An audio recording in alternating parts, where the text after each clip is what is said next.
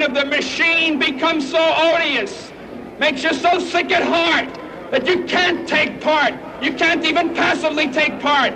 And you've got to put your bodies upon the gears and upon the wheels, upon the levers, upon all the apparatus, and you've got to make it stop. And you've got to indicate to the people who run it, to the people who own it, that unless you're free, the machine will be prevented from working at all. Mario Savio delivered those words nearly 60 years ago on December 2nd, 1964.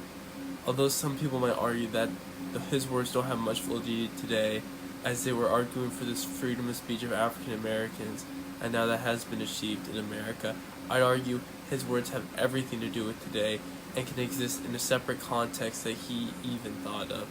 I argue that his words exist in the context of talking about my generation and the younger generations following. In the last week, it has become apparent to me how much hate and fear still runs our country.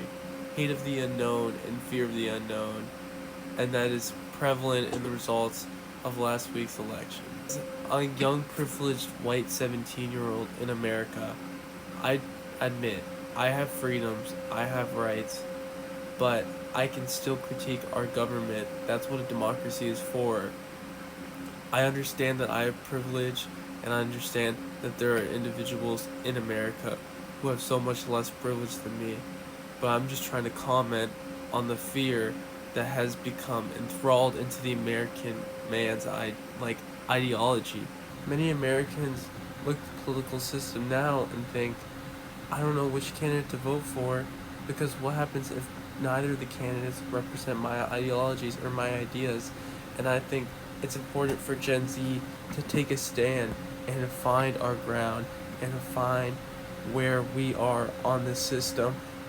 Whether it be liberal or conservative or a blend of both, we got to take these values that we hold dear, that everyone holds dear, such as love and equality and peace, and we can't represent the hate that is prominent in our country. Too much of America is obsessed with a fear perpetuated by a few.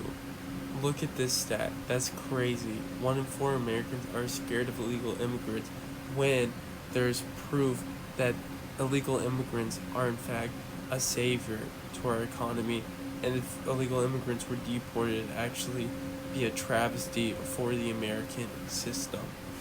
In fact, I'd argue that Mario Savio, his ideas were in fact so far ahead of their time that they could take in the context of the political ideologies today and how people remain so far divided, but we don't see how everyone has these common struggles, and we just need to step out of this bubble. Our generation, Gen Z, we need to stand up and we need to unite. There are so much more prevalent issues that we are ignoring because of the fear and the xenophobia that is perpetuated by the American system. Look at climate change. Climate change is a universal issue affecting all of us, whether white, whether black, whether Asian. Everyone's being affected by climate change. You're being affected by climate change right now. Look at this. We can win the battle if we stand together, but we can't remain on separate sides of the spectrum. We need to destroy the spectrum altogether. We need to step out of the machine. We need to unite. One of my favorite authors, James Baldwin, believed the world was held together by the very few people who loved each other.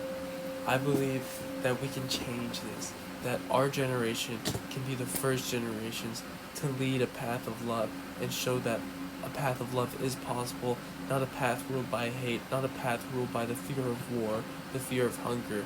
We need to step in the right direction, and that is the opposite direction. We need to fight climate change. We need to fight all these racial stereotypes. We need to fight sexism, xenophobia, all that. We can't focus on the hate. We gotta focus on the other side. And although there is a cosmic blend in the universe, that there still remains hope. There are two common connectors in the world that connect us all. We have fear of the unknown, and we have love and passion. And through the love and passion, we can fight this fear of the unknown. We can fight these common stereotypes. We can fight it, because there's always hate, but there's always love too. And I think through this, we can step out of the sheen as Savio anticipated, even in the 60s. I think his words shine through today, in fact, because he wanted change, and now we need change. We can't wait anymore. There's no time for waiting. 60 years have passed since his speech was stated, and we still have time.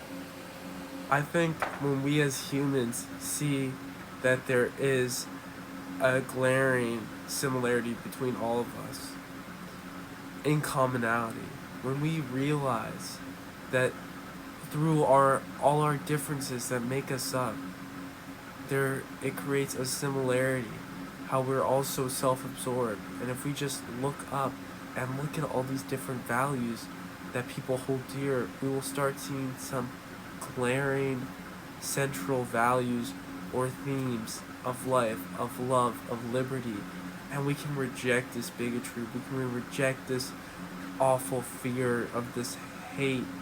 We can go through a different path. We are young, we can change. Within the following years, our generation, we specifically need to work hard. We need to stand up. We need to pursue our passions, our careers. We need to pursue governmental positions, things we strive for, so we can find the values that represent our generation collectively as a whole. It will be hard. We will bust our asses, and some of the work we may never see the payoff, but it will be worth it for the next generations to come and for the generations after them. Been a popular movement, and no one's ever wanted really to be free. The world is held together, really it is held together, by the love and the passion of very few people. Otherwise, of course, you can despair. Walk down the street of any city, any afternoon, and look around you. What you got to remember is what you're looking at is also you. Everyone you're looking at is also you.